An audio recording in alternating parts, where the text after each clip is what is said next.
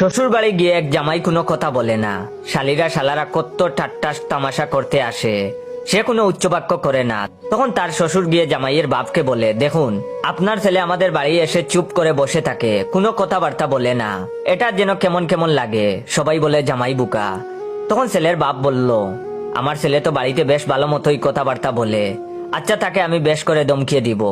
তারপর বাড়ি এসে বাবা ছেলেকে ডেকে বলল, কিরে শ্বশুর বাড়ি গিয়ে কথাবার্তা বলিস না কেন?